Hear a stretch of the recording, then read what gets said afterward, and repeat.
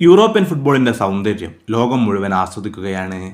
ആവേശം വാരിവിതറിയ അനേകം മത്സരങ്ങൾക്കൊടുവിൽ euro cup അതിന്റെ പ്രീ ക്വാർട്ടറിലേക്ക് പ്രവേശിക്കുന്നു. ഇനി വരാനിരിക്കുന്ന ആ തകർപ്പൻ പോരാട്ടങ്ങളെക്കുറിച്ചാണ് നമ്മൾ ഈ വീഡിയോയിൽ നോക്കാൻ പോകുന്നത്. വീഡിയോയിലേക്ക് കടക്കുന്നതിന് മുമ്പ് നിങ്ങൾ ഇതുവരെ ചാനൽ സബ്സ്ക്രൈബ് ചെയ്യാത്തവരാണെങ്കിൽ ഇതുപോലുള്ള കൂടുതൽ ഫുട്ബോൾ വാർത്തകൾക്കായി ഈ ചാനൽ മറക്കാതെ സബ്സ്ക്രൈബ് ചെയ്യൂ. പ്രീ ക്വാർട്ടറിൽ 8 മത്സരങ്ങളാണുള്ളത്.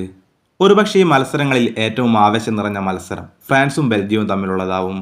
മറ്റു മത്സരങ്ങളിൽ മിക്കതും പേരിനെങ്കിലും ഒരു ചെറിയ മുൻതൂക്കം ഒരു ടീമിന് നൽകാൻ സാധിക്കുന്ന കളികളാണ്.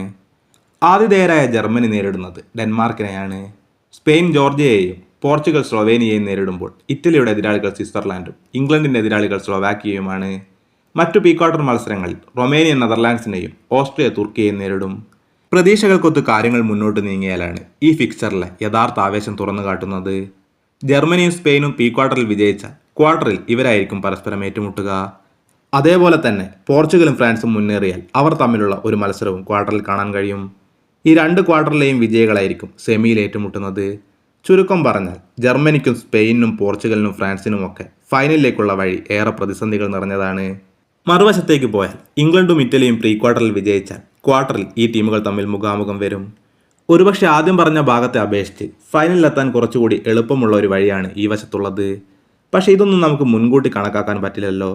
കാരണം ഈ യൂറോയുടെ തുടക്കം മുതൽ അനവധിയായിട്ടുള്ള അട്ടിമറികൾ നമ്മൾ കണ്ടുകൊണ്ടേയിരിക്കുകയാണ്. എങ്കിലും ഒരു കാര്യം ആരാധകർക്ക് ഉറപ്പിക്കാം, ആവേശം ഒരു തരി പോലും ചോരാതെ ഇനിയുള്ള ഓരോ മത്സരങ്ങളും നമുക്ക് ആസ്വദിക്കാൻ കഴിയും.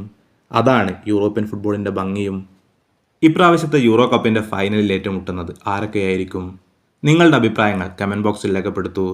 കൂടുതൽ ഫുട്ബോൾ വാർത്തകൾക്കായി ഈ ചാനൽ മറക്കാതെ സബ്സ്ക്രൈബ് ചെയ്യൂ.